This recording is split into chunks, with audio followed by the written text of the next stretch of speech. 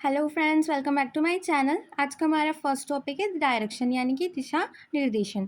Direction means guiding, instructing and supervising employees to achieve organisational goals. यानी कि दिशा निर्देशन का अर्थ है कर्मचारियों को संगठनात्मक लक्ष्यों को प्राप्त करने हेतु निर्देशित, मार्गदर्शित और पर्यवेक्षण करना। यानी कि आपने उनको बता दिया पहले कि कैसे क्या काम करना है उनको, फिर वो काम कैसे करना है और वो कैसे काम कर रहे हैं, उसमें फिर आप उनका सुपरविजन भी करेंगे।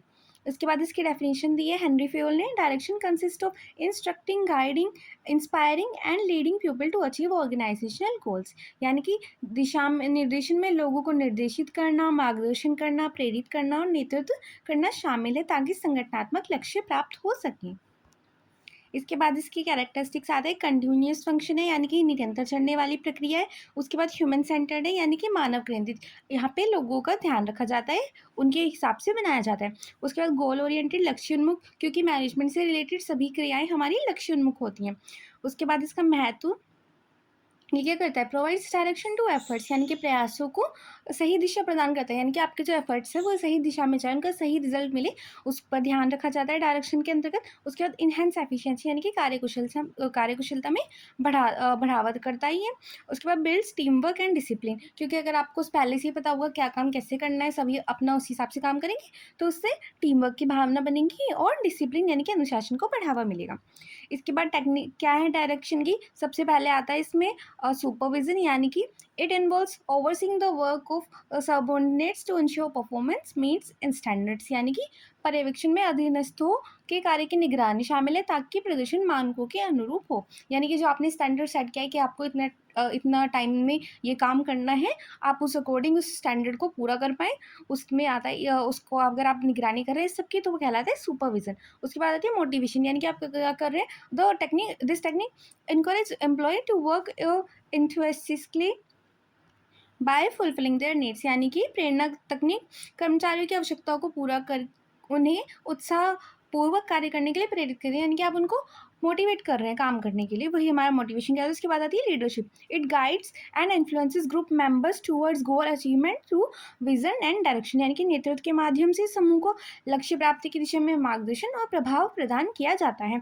यानी कि आप अगर उनको बता रहे हैं कि कैसे उनका क्या उनको काम कैसे करना है, और उन पर अपना इफेक्ट भी डाल रहे हैं, यानी कि आप उनको करके दिखा रहे हैं कि कैसे करना है, कैसे आप बेटर वर्क कर सकते हैं, और फिर वो उसी अकॉर्डिंग काम कर रहे हैं।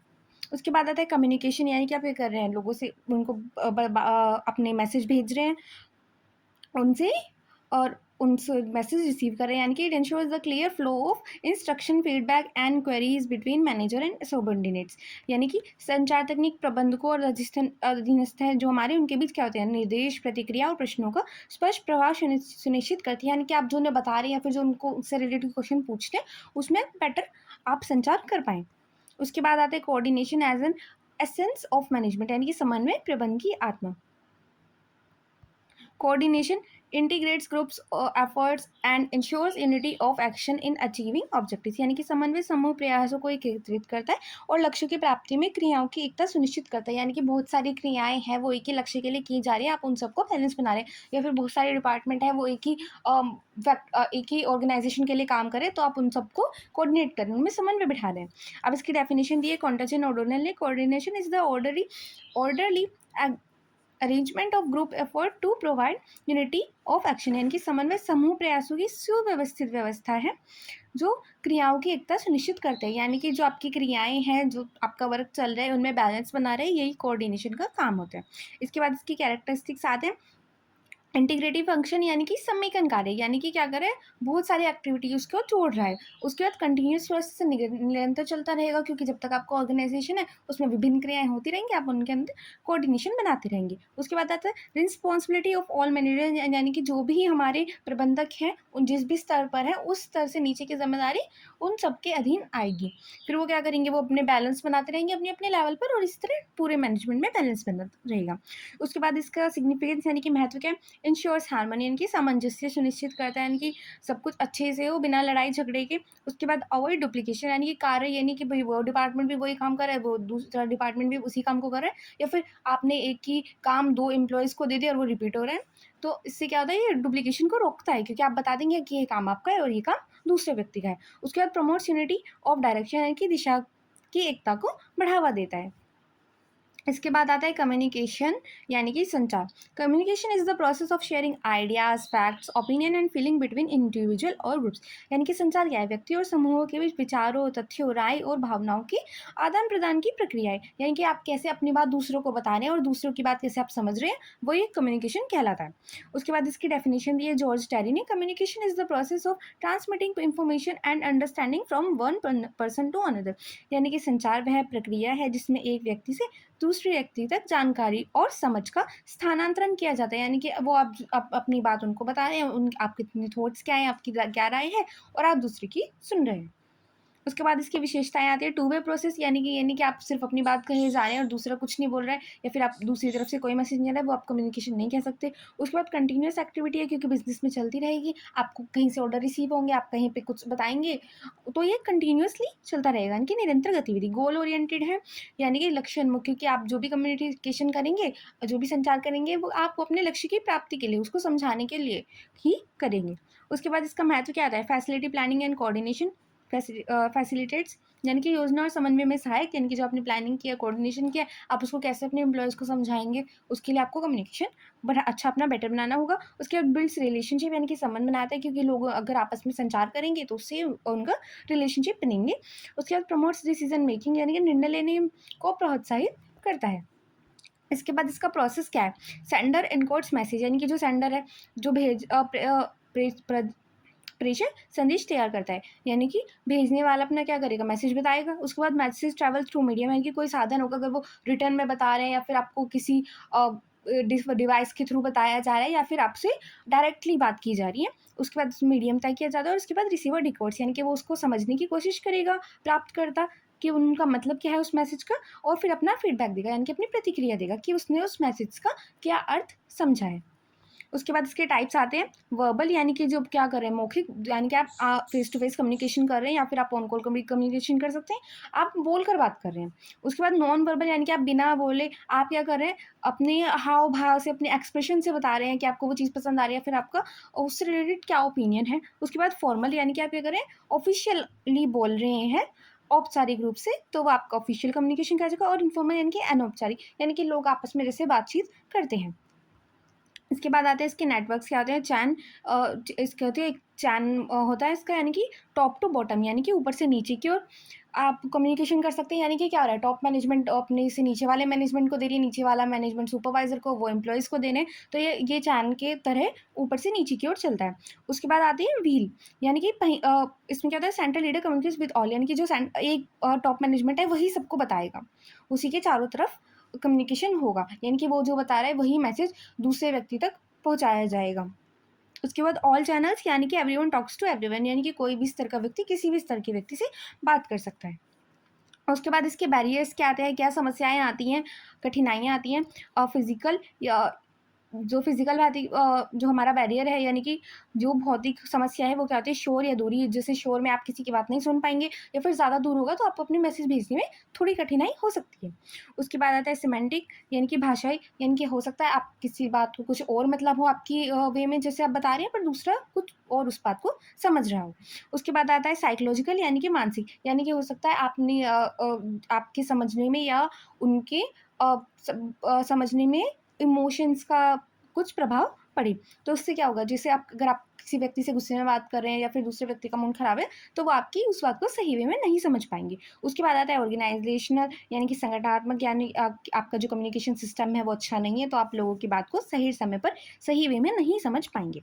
उसके बाद इफेक्टिव कम्युनिकेशन क्या होता है? प्रभावी संचार, यानी कि effective communication means that the receiver understand the Sanders message correctly and response accordingly. यानी कि प्रभावी संचार का मतलब क्या है? जो मैसेज भेजा गया है वही जिसको प्राप्त हुआ है वही मतलब उसने समझा है, यानी कि जिस मैसेज को भेजा गया है, जिस उद्देश्य से, वही प्राप्तकर्ता ने उसको उस हिसाब से समझा है।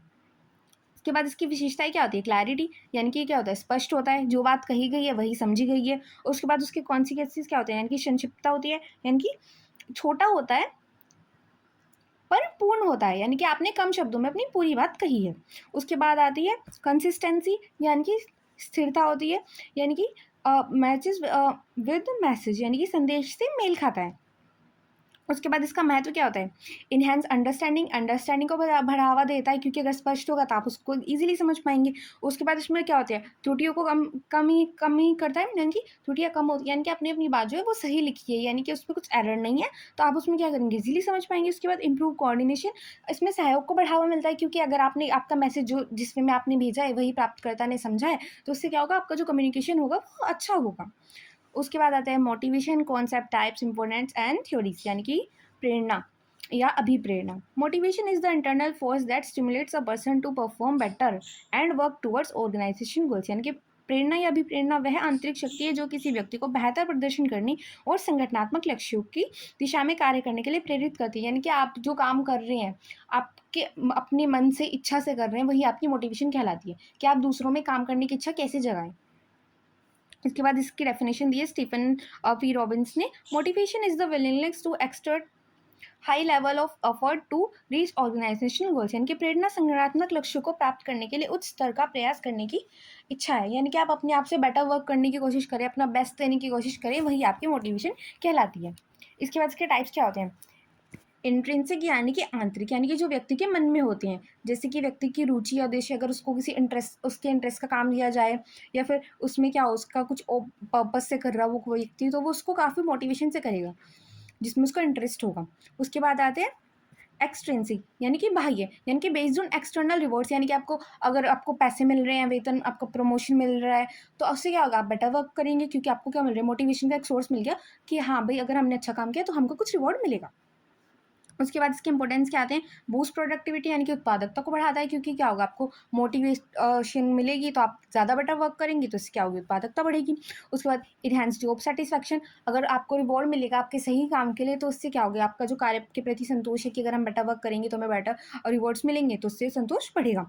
Reduce apps absenteeism and turnover, यानी कि अनुपस्थिति और नौकरी छोड़ने की दर को घटाता है, क्योंकि अगर आप अपनी जॉब से खुश रहेंगे तो आप नौकरी नहीं छोड़ेंगे, आप अपना कार्य करते रहेंगे। उसके बाद इसकी थ्योरीज आती हैं मोटिवेशन की, और पहली आती है Maslow's hierarchy of needs. Abraham Maslow explain that human needs are arrange in 5 level hierarchy, यानी कि अब्राहम मैस्लो ने बताया कि मानव आवश्यकताएं 5 स्तरों में होती हैं। अब ये कौन से होते हैं? साइकोलॉजिकल, यानी कि शारीरिक। उसके बाद आते हैं सेफ्टी, यानी कि सुरक्षा। उसके बाद सोशल, आत्मसम्मान, एस्टीम, आत्म उसके बाद आती है आत्मसम्मान, और उसके बाद आती है सेल्फ एक्चुअलाइजेशन, यानी कि आत्म साक्षात्कार।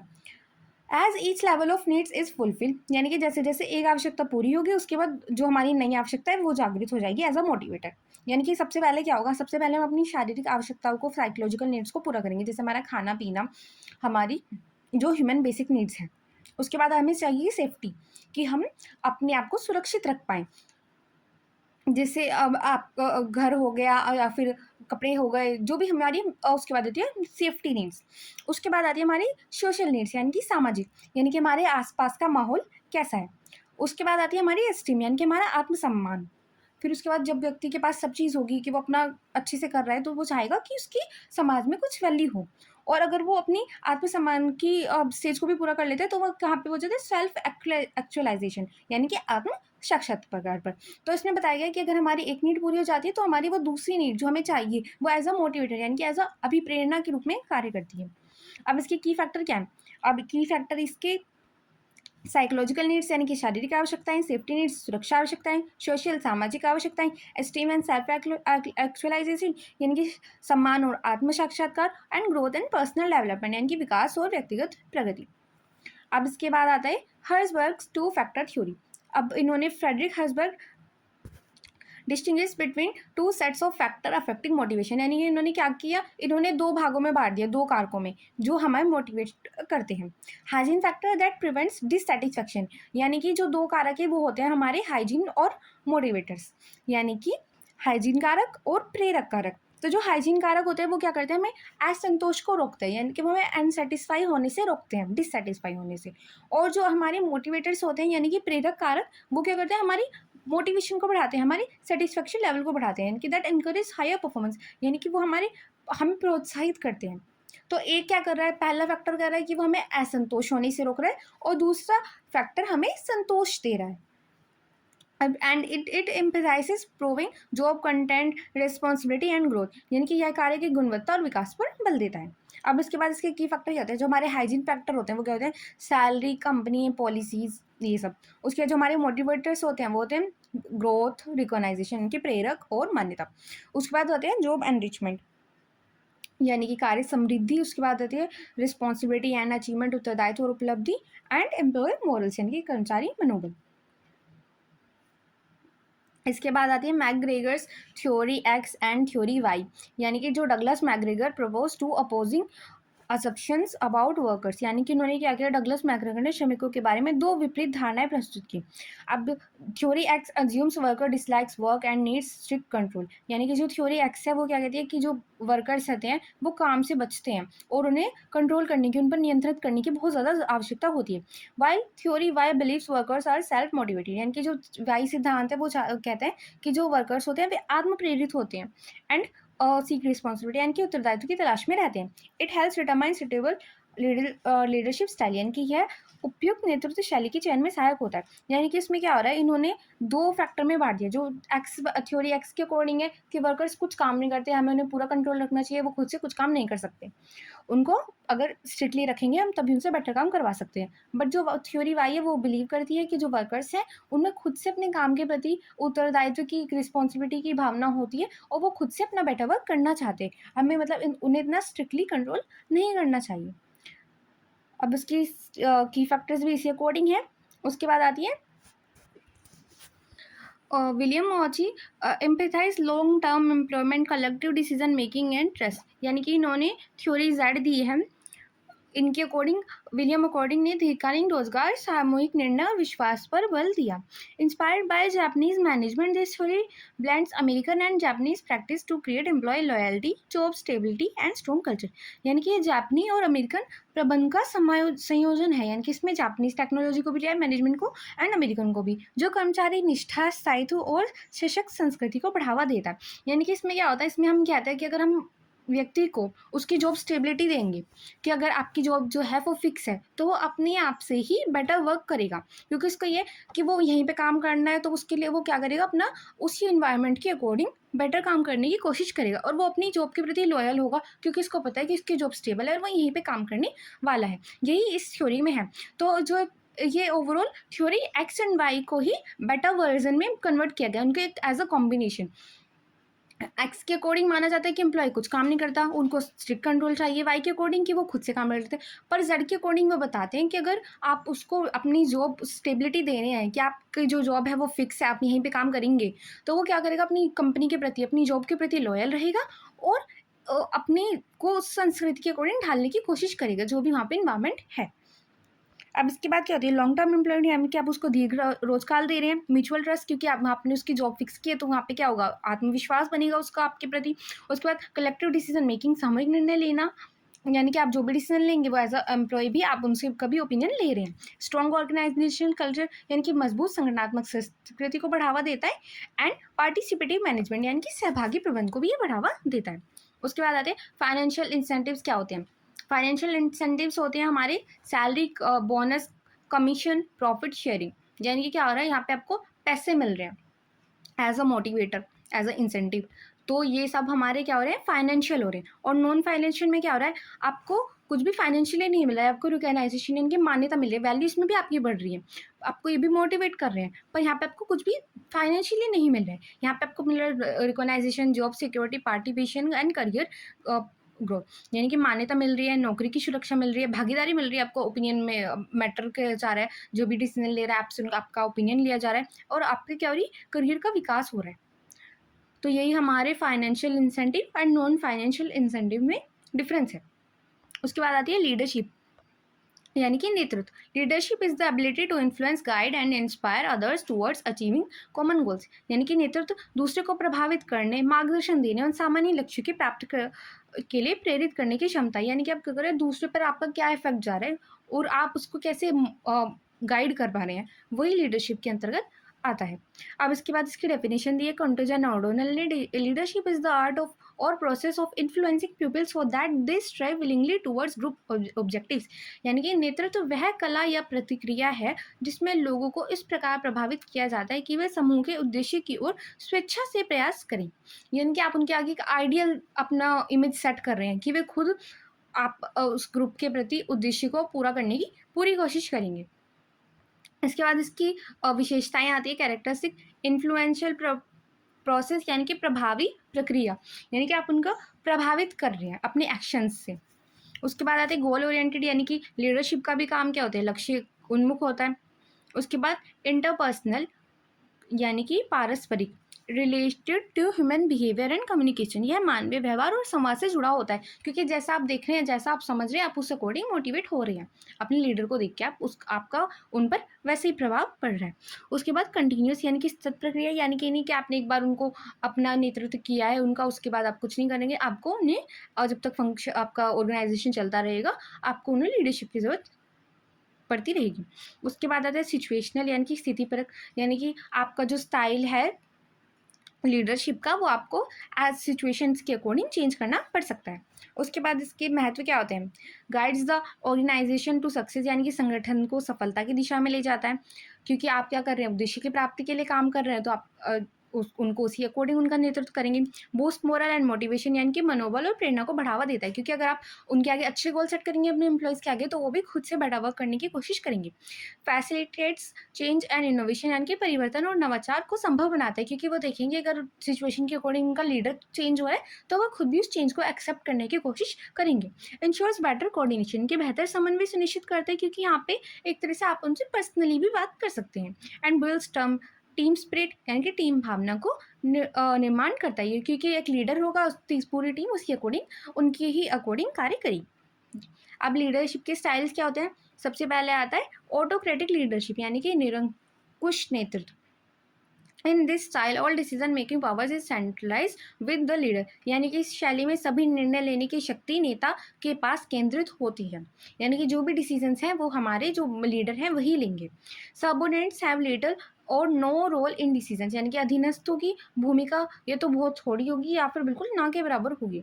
It is useful in crisis और मिलिट्री सिचुएशन, यानी कि संगठन और सैन्य स्थितियों में उपयुक्त होती है, यानी कि जहाँ पे आपको क्विक डिसीजन लेने की जरूरत होती है, कि आप टाइम बिल्कुल वेस्ट नहीं कर सकते, आपको एकदम से डिसीजन लेना है, वहाँ पे ये शैली काम करेगी कि सिर्फ जो टॉप मैनेजमेंट है या फिर जो लीडर है उन्होंने डिसीजन ले लिया। पर नॉर्मली अगर आप नॉर्मल बिजनेस में ऐसे काम कर रहे हैं, तो वहाँ पे आपका काम नहीं चलेगा, क्योंकि लोग एक्सेप्ट ही नहीं करेंगे कि आप उनके ऊपर कोई भी डिसीजन अपना डाल रहे हैं, तो आप उनसे कुछ पूछ नहीं रहे, आप उनको समझ नहीं रहे, सिर्फ आपके पास ही पावर है, तो वैसे ये कुशल नहीं मानी जाएगी। पर जहाँ पे आपको क्विक डिसीजन लेने हैं, वहाँ पे इसको नेतृत्व की शैली का उपयोग किया जाता है। उसके बाद आता है डेमोक्रेटिक लीडरशिप, यानी कि लोकतांत्रिक नेतृत्व, यानी कि leaders include team members in decision making, यानी कि इसमें क्या हो रहा है, नेता निर्णय लेते समय टीम सदस्यों को शामिल करते हैं। This style encourage participation and boots moral, यानी कि यह भागीदारी को प्रोत्साहित करता है और मनोबल बढ़ाता है। It promotes creativity and is suitable for professional organisation, यानी कि रचनात्मकता को बढ़ाता है, प्रोफेशनल ऑर्गेनाइजेशन के लिए भी सुटेबल होता है। उसके बाद आते हैं लेज़र फेयर लीडरशिप, यानी कि अहस्तक्षेप नेतृत्व, यानी कि the leader gives full freedom to subordinates to make decisions and carry out task, यानी कि इस शैली में नेता अधीनस्थों को निर्णय और कार्य करने की पूर्ण स्वतंत्रता दे देता है। It works well with skilled and responsible teams but may lead to confusion if misuse, यानी कि यह कुशल और उत्तरदायी टीमों के लिए उपयुक्त है, परंतु दुरुपयोग से भ्रम उत्पन्न हो सकता है। यानी कि पहली जो है हमारी ऑटोक्रेटिक, उसमें सारे डिसीजन क्या रहे, लीडर ले रहा है। फिर डेमोक्रेटिक में क्या हो रहा है, उसने लीडर ने क्या किया है, टीम मेंबर्स को भी शामिल किया है। और उसके बाद इसमें हस्तक्षेप नेतृत्व में उसने पूरी फ्रीडम दे दी अपने एम्प्लॉयज़ को कि आपको जो भी डिसीजन लेना है आप उस अकॉर्डिंग काम कर सकते हैं, क्योंकि पहले वाले को लग रहा है कि वर्कर बिल्कुल स्किल नहीं है, उसको सब कुछ समझाना पड़ेगा। दूसरे वाले में कि उनके अगर वो टीम मेंबर्स को समझा देगा, टीम लीडर्स को समझा देगा, तो वो बेटर वर्क कर पाएंगे। और थर्ड में उसको यहाँ पे पूरे स्किल्ड वर्कर हैं जिनको कुछ समझाने की जरूरत नहीं है इनके अकॉर्डिंग, और वो अपने आप सारा काम खुद से कर लेंगे। उसके बाद आती है ट्रांसैक्शनल लीडरशिप, यानी कि लेन देन संबंधी नेतृत्व। This style is based on reward and punishment, यानी कि यह पुरस्कार और दंड पर आधारित होती है। Leaders provide clear task and expect performance in return for benefits, यानी कि नेता स्पष्ट कार्य देते हैं और बदले में प्रदर्शन की अपेक्षा रखते हैं। It works best in structured environments, यानी कि संगठित वातावरण में कारगर है, यानी कि अगर आपने अच्छा काम किया है तो आपको रिवॉर्ड मिलेगा, अगर आपने अच्छा काम नहीं किया है तो आपको पनिशमेंट मिलेगी। यहाँ पे क्या हो रहा है, लेन देन हो रहा है, यानी कि अगर आप बेटर वर्क करेंगे तो आपको बेटर रिवॉर्ड्स मिलेगा, अगर आप अच्छा काम नहीं करेंगे तो पनिशमेंट मिलेगी। उसके बाद आते हैं लिकर्ट्स 4 सिस्टम ऑफ लीडरशिप, यानी कि लिकर्ट के नेतृत्व की 4 प्रणालियाँ। अब Rensis Likert identify 4 leadership style based on employee involvement and decision making style, यानी कि जो ब्रेंसिस लिकर्ट है उन्होंने कर्मचारी भागीदारी और निर्णय लेने की शैली के आधार पर 4 नेतृत्व प्रणालियाँ बताई हैं। और सबसे पहली आती है एक्सप्लॉयटेटिव और अथॉरिटेटिव, यानी कि शोषक आधिकारिक। Leaders make decision unilaterally use fear and threats to motivate. Communication is top down, यानी कि नेता एक तरफा निर्णय लेते हैं, भय और धमकी के माध्यम से प्रेरणा देते हैं, यानी कि उनको डराकर काम करा रहे हैं। संचार केवल ऊपर से नीचे की तरफ होता है, यानी कि जो लीडर है वो किसी की नहीं सुन रहा है, वो सिर्फ अपने अकॉर्डिंग डिसीजन ले रहा है और लोगों को डरा के उनसे काम करा रहा है। अब इसकी विशेषताएं क्या होती है? नो पार्टिसिपेशन बाय एम्प्लॉयज, यानी कि कर्मचारियों के डिसीजन में कोई भागीदारी नहीं है। फियर बेस्ड मोटिवेशन, यानी कि आप उनको नेगेटिव वे में मोटिवेट कर रहे हैं, उनको भय के आधार पर आप मोटिवेट कर रहे हैं। ऑथोरिटेटिव कम्युनिकेशन, यानी कि अधिकार आधारित संचार होता है, यानी कि जिसके पास अथॉरिटी है वही बोल रहा है, जिसके पास अधिकार है। उसके बाद स्ट्रिक्ट सुपरविजन, यानी कि कठोर निगरानी की जा रही है जो भी काम हो रहे हैं।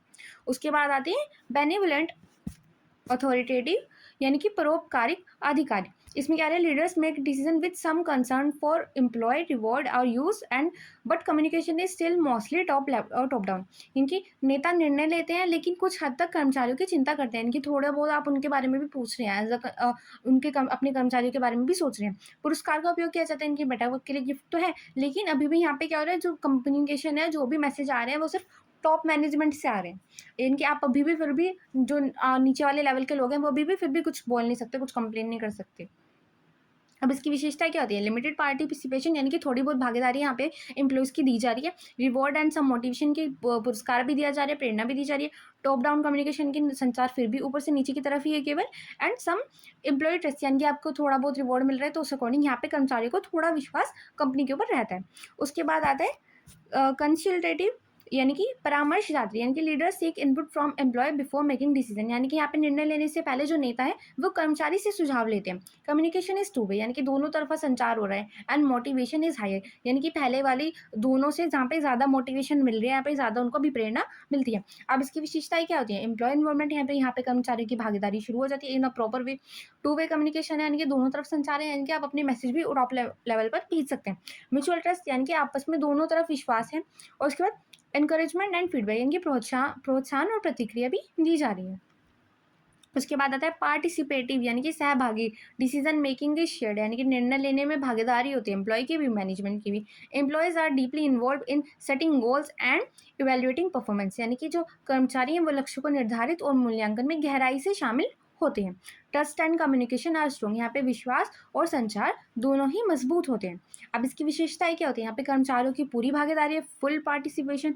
ग्रुप डिसीजन मेकिंग है, यानी कि एम्प्लॉय हर ग्रुप से लोग आ रहे हैं, एम्प्लॉयज़ मैनेजमेंट, और वो उस अकॉर्डिंग डिसीजन ले रहे हैं। ओपन कम्युनिकेशन है, खुला संचार, यानी कि किसी भी व्यक्ति को बोलने का अधिकार हैगा, कोई भी व्यक्ति बोल सकता है।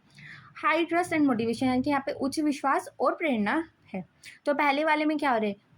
सिर्फ टॉप मैनेजमेंट काम कर रही है, कोई व्यक्ति कुछ नहीं बोल सकता।